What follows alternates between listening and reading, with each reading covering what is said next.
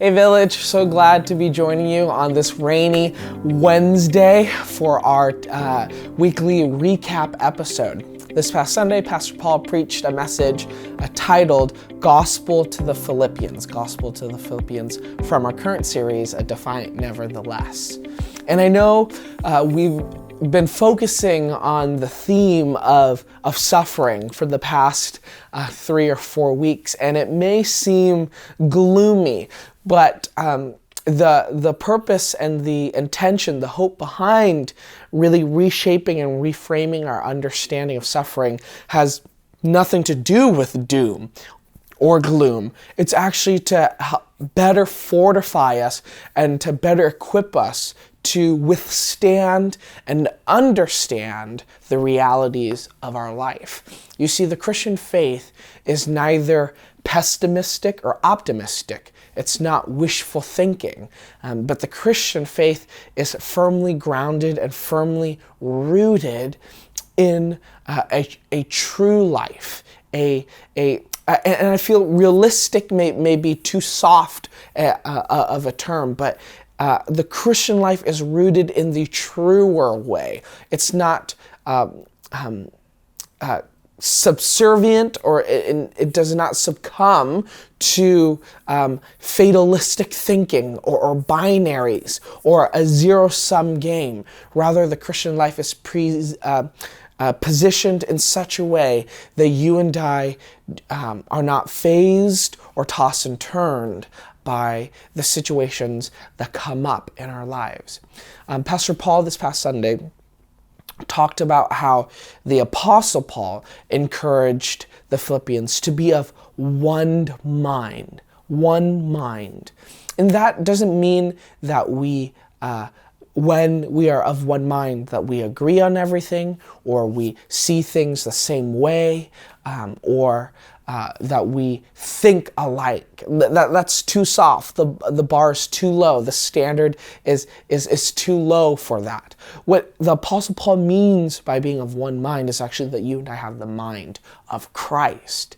And then as our minds, as our posture and ways of living become attuned and accustomed and transformed into who Jesus is and what Jesus does, then of course you and I begin to think alike, because we think alike not relative to one another, but we think alike because of our relativity to Jesus.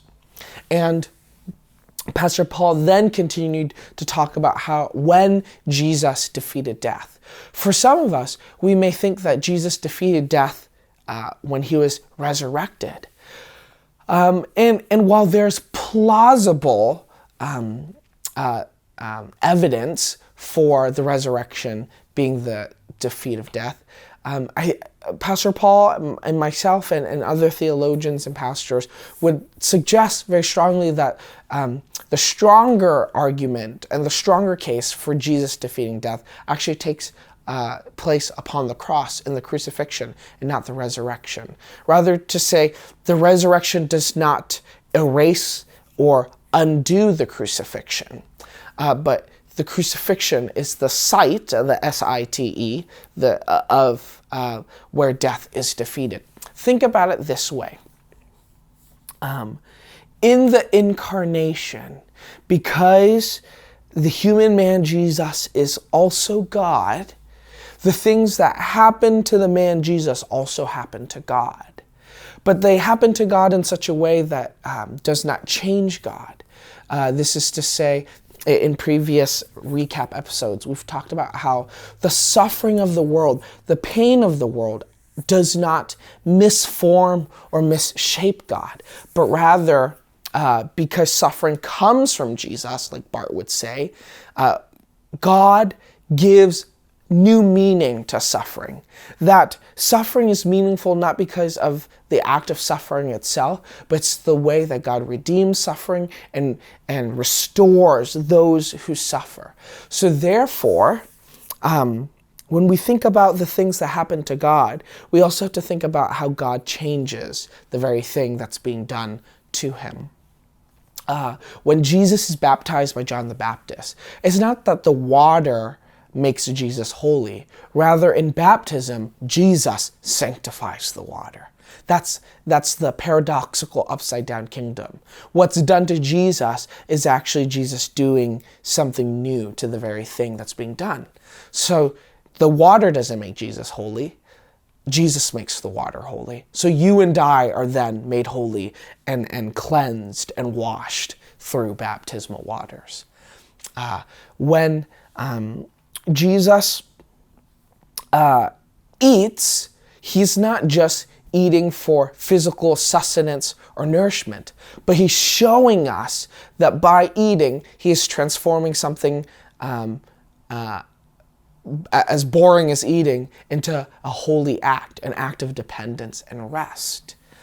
When Jesus washes the feet of his disciples, he takes something so common, something so subservient, and it doesn't lower his status, but rather he elevates service and kindness and generosity, showing us that God's heart, God's character is actually one of generosity and service. And therefore, you and I too are supposed to take that posture in life.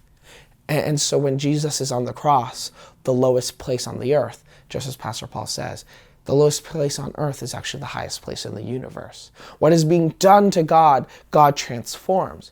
So therefore, when Jesus dies, death begins to live. Death is actually converted, if you will. Death experiences a discipleship. Death experiences a transformation. That in Christ, death begins to live, and death is no more. That's where Jesus defeats death, on the cross. And that fundamentally changes our reality. It's a apocalyptic event where God tears back the curtain of the powers of the world, and he shows us what true reality looks like. True reality is not this abstract objective thing out in the ether, but objective reality is found and located in the life of Jesus. And because it's founded and located in the life of Jesus, that fundamentally changes the way you and I suffer. Because our suffering is no longer pointless or happenstance, but rather in our suffering, we know that there is a God who meets us, who comforts us, who keeps us, who suffers with us, and co-journeys with us on our way home. That's a profoundly wonderful message. That's the profound good news that the Apostle Paul gave to the Philippians, that Pastor Paul preached to us, and that I have the honor of reminding you today in our weekly recap episode. That death is no longer the end, but death is rather just another beginning. And that's through the life and death of Jesus. As Jesus defeats death on the cross, so too does he defeat the deaths that you and I experience. The deaths, the macro or micro deaths that we experience in our daily lives until we encounter the final death and then the resurrection. So I hope that gives you some encouragement on this rainy Pacific Northwest day as you consider how your suffering is not meaningless. So some questions I would have for you as you think about this weekend's message in your DNA groups and in your personal time is, how does God change your perspective on death? How does Jesus' death on the cross change your perspective on death? Does it make you ambivalent about death? Does it make you less anxious about death? Does it make you confident about what happens in death and after death? And two, how does Jesus' suffering on the cross and the upside down kingdom we live in change your perspective about your suffering and the suffering of others? Does it give it new meaning, new shape, new contours? We're not trying to downplay suffering or the pain that we endure, but rather we're trying to say pain no longer is meaningless and suffering is no longer meaningless. And so would you consider these questions, and would you prayerfully consider sharing with your DNA group how your life may be marked by suffering, but how God continually meets you in your suffering?